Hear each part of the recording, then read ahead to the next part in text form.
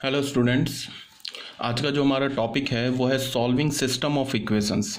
ठीक है, ये जो टॉपिक है ये काफ़ी इम्पोर्टेंट है और जेई मेंस और जेई एडवांस के लिए ये सुपर इम्पोर्टेंट टॉपिक है, तो इसे बिल्कुल ध्यान से समझो। ठीक है, थोड़ा इन्वॉल्व होने का ये मतलब कि थोड़ा तुम्हें कॉन्सेप्चुअल समझना होगा, बट अगर तुम लाइन बाय लाइन फॉलो करोगे तो तुम्हें कोई प्रॉब्लम नहीं आएगी। तो हमारा जो फर्स्ट पॉइंट है वो है two variables and two equations. सबसे पहले, उससे भी पहले, सिस्टम ऑफ इक्वेशंस का क्या मतलब है? सिस्टम ऑफ इक्वेशंस का ये मतलब है कि एक से ज़्यादा इक्वेशन को हम क्या बोलेंगे? System of equations. ठीक है, अब यहाँ पे क्या होगा कि हमारे पास जो इक्वेशंस होंगे वो लीनियर होंगे। लीनियर होने का मतलब कि वो तो या तो दो वेरिएबल होंगे, दो इक्वेशंस होंगे। ठीक है, तीन वेरिएबल्स होंगे, तीन इक्वेशंस होंगे, या फिर दो वेरिएबल्स होंगे एंड तीन इक्वेशंस होंगे। और जो इक्वेशंस होंगे वो लीनियर होंगे। लीनियर होने का ये मतलब है कि एक्स और वाई पे जो पावर होगा वो वन होगा। ठीक है, ऐसा नहीं होगा कि दो वेरिएबल के हमारे पास क्वाड्रेटिक इक्वेशन गिवन हो, दो quadratic equation in two variables given हो, ऐसा नहीं होगा। ठीक है, तो स्टार्ट करते हैं हम लोग। सबसे पहला क्या है, हमारे पास एक general linear equation in two variable given है, फर्स्ट इक्वेशन। इसको हम क्या बोल रहे हैं? a1 x plus b1 y plus c1 is equal to 0। ये हमारा क्या है? एक स्ट्रेट लाइन को रिप्रेजेंट करता है। ऑब्वियस सी बात है, linear equation in two variables always represent a straight line, ये हम 9th-10th क्लास से जानते हैं। फिर हमारे पास एक दूसरा इक्वेशन है a2 x plus b2 y plus c2 is equal to 0। Again ये स्ट्रेट लाइन को रिप्रेजेंट करता है। अब अगर मैं बोलूं कि ये सिस्टम ऑफ इक्वेशन 1 एंड 2 को सॉल्व करो, इसका क्या मतलब है?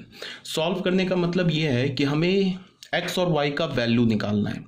ऐसा एक्स वाई का वैल्यू निकालना है जो सिस्टम और जो इक्वेशन 1 को भी सेटिस्फाई करे और जो इक्वेशन 2 को भी सेटिस्फाई करे।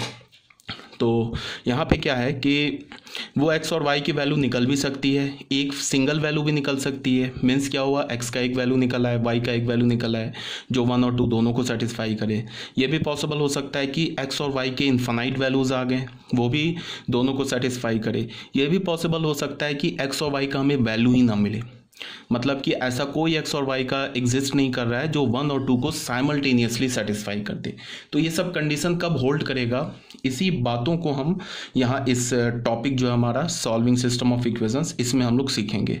तो केस 1 आते हैं। केस 1 में क्या हमारे पास सबसे पहला कंडीशन है, if a1 upon a2 is not equal to b1 upon b2। a1 क्या है? Coefficient of x। a2 क्या है? Coefficient of x in second equation. b1 क्या है? Coefficient of y in first equation. b2 क्या है? Coefficient of y in second equation. अगर ये दोनों इक्वल नहीं है then both the lines intersect each other और यूनिक सॉल्यूशन होगा and the system of equation is said to be consistent. इसका क्या मतलब है? सबसे पहले ये इक्वेशन 1 और इक्वेशन 2 स्ट्रेट लाइन है, और मैंने बोला क्या कि अगर a1 upon a2 is not equal to b1 upon b2 है then the system of equation is consistent and have unique solution और both the lines intersect at a point. इसका ये मतलब है कि अगर ये case a1 upon a2 is not equal to b1 upon b2 है, तो अगर तुम इस स्ट्रेट लाइन, इस इक्वेशन 1 और 2 को xy प्लेन पर प्लॉट करोगे तो हमें दो स्ट्रेट लाइंस मिलेगी। तो दोनों स्ट्रेट लाइंस आपस में इंटरसेक्ट करेगी, और जिस पॉइंट पर इंटरसेक्ट करेगी उस पॉइंट का जो कोऑर्डिनेट होगा, कोऑर्डिनेट कैसे मिलता है हमें? कोऑर्डिनेट में एक x का वैल्यू मिलता है, एक y का वैल्यू मिलता है। तो जो x और y का वैल्यू होगा वो इस सिस्टम ऑफ इक्वेशन 1 एंड 2 को साइमल्टेनियसली सेटिस्फाई करेगा। ठीक है, और हमें x और y का वैल्यू मिल गया तो हम इसे क्या बोलेंगे कि system of equation 1 and 2 are consistent. ये हमारा क्या है? कंसिस्टेंट है। कंसिस्टेंट का क्या मतलब होता है? या तो हमें एक वैल्यू मिल जाए, या तो हमें एक से ज़्यादा इन्फानाइट वैल्यूज़ मिल जाए, या तो एक भी वैल्यू ना मिले एक्स और वाई का। अगर हमें एक्स और वाई का एक सिंगल वैल्यू मिलता है तो उसे हम कंसिस्टेंट बोलेंगे। एक्स और वाई के इन्फानाइट वैल्यूज़ मिलते हैं तो भी उसे हम कंसिस्टेंट बोलेंगे। और एक्स और वाई का हमें कोई वैल्यू नहीं मिलता है तो हम उसे क्या बोलेंगे? इनकंसिस्टेंट। ठीक है, हमेशा दो केस होगा, या तो एक्स वाई का एक वैल्यू मिलेगा या तो एक्स वाई के इन्फानाइट वैल्यूज मिलेंगे। एक्स वाई के दो वैल्यूज नहीं मिल सकते। ये बहुत ही ऑब्वियस सी बात है कि एक्स वाई के दो वैल्यूज क्यों नहीं मिल सकते? बिकॉज या तो लाइन आपस में कट करेगा तो एक ही पॉइंट पे कट करेगा, और जिस पॉइंट पे कट करेगा वो एक्स और वाई का यूनिक वैल्यू मिल जाएगा हमें। और अगर ये कट नहीं किया तो क्या क्या पॉसिबिलिटीज़ हो सकती है, ये दोनों लाइंस क्या हो, आपस में पैरेलल हो, पैरेलल होगा तो हमें एक्स वाई का कोई वैल्यू नहीं मिलेगा, तो फिर सिस्टम क्या हो जाएगा, इनकंसिस्टेंट। या फिर तीसरी पॉसिबिलिटी क्या हो सकती है कि दोनों लाइंस जो है ना आपस में ओवरलैप कर जाए। तो ओवरलैप करने का क्या मतलब है कि इनफैक्ट दो लाइंस नहीं, एक ही लाइन दे रखी है, मतलब कि इक्वेशन 1 एंड इक्वेशन 2 दो डिफरेंट इक्वेशन नहीं है, ये एक सेम इक्वेशन है। तो इस केस में क्या होगा, इन्फिनाइट मैनी सॉल्यूशन मिल जाएगा हमें। तो इन्फिनाइट मैनी सॉल्यूशन मिले या यूनिक सॉल्यूशन मिले, सिस्टम क्या होता है, कंसिस्टेंट होता है। नो सॉल्यूशन मिले, सिस्टम क्या होगा, इनकंसिस्टेंट। ठीक है, तो कहने का क्या मतलब है कि या तो हमें एक्स वाई का एक वैल्यू मिलेगा या तो एक्स वाई के इन्फिनाइट वैल्यूज मिलेंगे, या तो एक्स वाई के वैल्यूज मिलेंगे ही नहीं। ऐसा नहीं होगा कि एक्स के भी दो वैल्यूज मिल जाए, वाई के भी दो वैल्यूज मिल जाए, बिकॉज जब भी लाइन कट करेगा तो एक ही पॉइंट पर कट करेगा, दो लाइन दो डिफरेंट पॉइंट्स पर कट नहीं कर सकता। ठीक है, तो यहाँ पे ये गिवन है कि अगर ये पॉसिबिलिटी है तो यूनिक सॉल्यूशन होगा, सिस्टम कंसिस्टेंट होगा।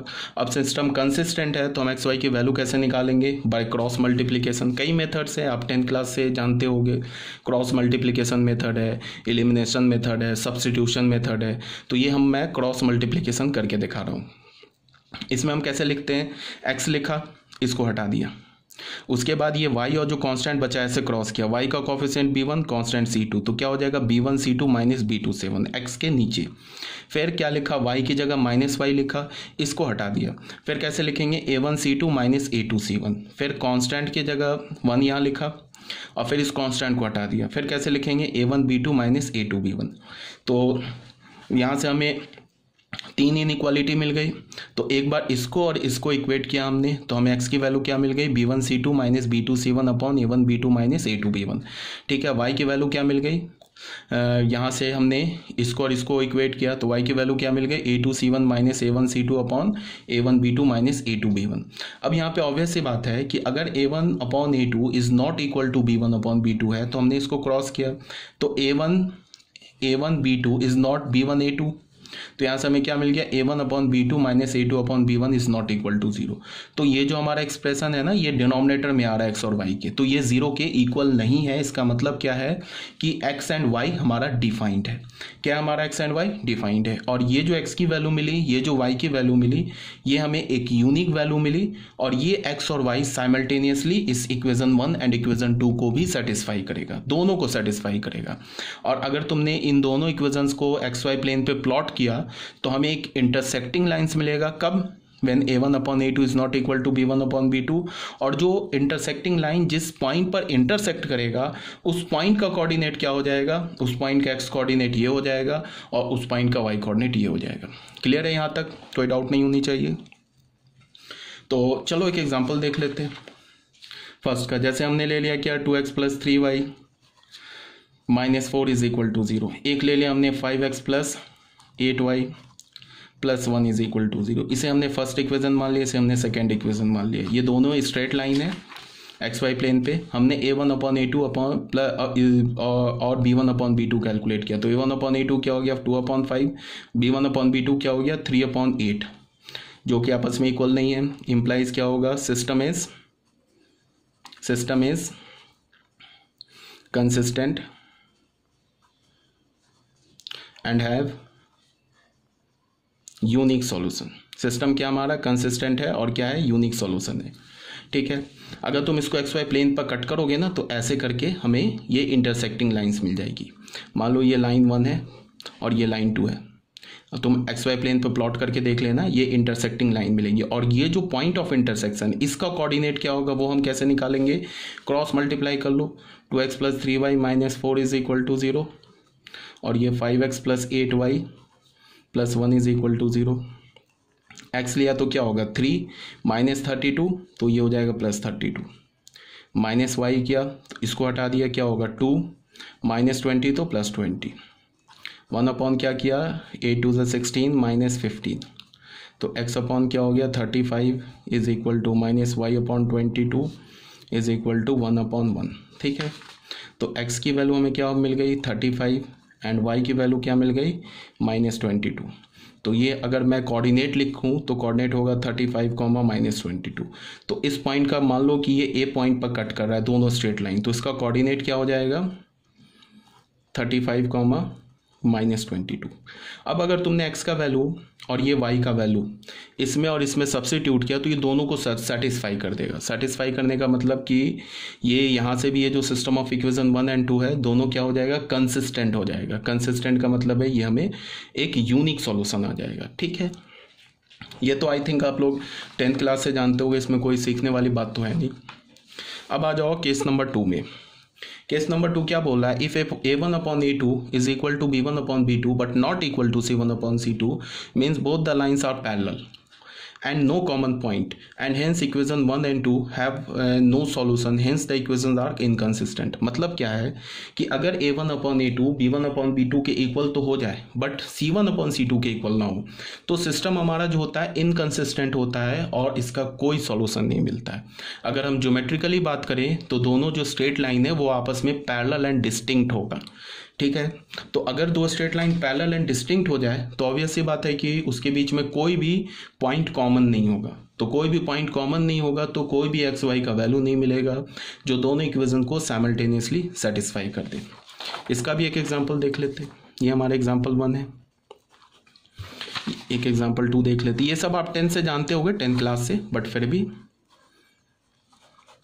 मान लो मैंने लिख दिया 2x + 3y -1 is equal to 0।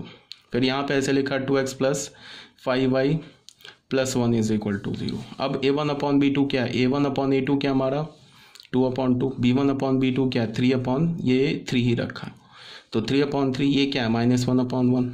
तो a1/a2 is equal to b1/b2 तो है बट c1/c2 के इक्वल नहीं है। तो अगर तुम इस स्ट्रेट लाइन और इस स्ट्रेट लाइन को xy प्लेन पर प्लॉट करोगे तो ऐसे ये दो पैरेलल लाइंस आ जाएंगे। ठीक है, parallel lines and distinct lines. तो ये दोनों किसी पॉइंट पे इंटरसेक्ट नहीं कर रहा है। इसका मतलब क्या होगा कि हमें ऐसा कोई भी x और y का वैल्यू नहीं मिलेगा जो इक्वेशन 1 एंड इक्वेशन 2 को साइमल्टेनियसली इकट्ठे सेटिस्फाई कर दे। तो इस केस में क्या हुआ, x और y का वैल्यू नहीं मिला। तो x और y का वैल्यू नहीं मिला, इसका मतलब कि सिस्टम इनकंसिस्टेंट होगा और इसका कोई सॉल्यूशन नहीं होगा। या तो हमें एक्स वाई का एक वैल्यू मिलेगा, या तो हमें एक्स वाई का इन्फिनाइट वैल्यू मिलेगा, या तो हमें एक्स वाई का वैल्यू ही नहीं मिलेगा। तो अगर एक्स और वाई का एक यूनिक वैल्यू मिल जाए तो भी हम बोलते हैं सिस्टम इज कंसिस्टेंट, और अगर हमें एक्स वाई के इन्फिनाइट वैल्यूज मिल जाए तो भी हम बोलते हैं system of equation is consistent. But अगर हमें एक्स वाई का एक भी वैल्यू ना मिले तो हम क्या बोलेंगे, system of equation is inconsistent. तो केस 2 में क्या होगा, system of equation is inconsistent, पहली बात। दूसरी बात क्या होगा कि लाइंस आर पैरेलल, और थर्ड में क्या होगा कि no common points, no common solution. ठीक है, ये हमारा केस 2 था। ये सब आप 10th क्लास से जानते होंगे। ठीक है, अब आ जाओ यहाँ पे मैंने देख लो, यहाँ पे मैंने एक एग्जांपल लिया है 2x + 3y = 5 and 2x + 3y = 6। ये फर्स्ट हो गया, सेकंड हो गया, इक्वेशन लिया। यहाँ पे अगर तुम देखोगे, चेक करोगे तो a1/a2 1 है, b1/b2 भी 1 है, बट c1/c2 5/6 है। तो a1/a2 is equal to b1/b2 but not equal to c1/c2। तो ये क्या इंप्लाई कर रहा है, equation 1 and equation 2 represent two parallel distinct straight lines in xy plane and there is no solution, that is no value of x and y exist which simultaneously satisfy both the equations 1 and 2। ठीक है, यहाँ तक I think clear होगा।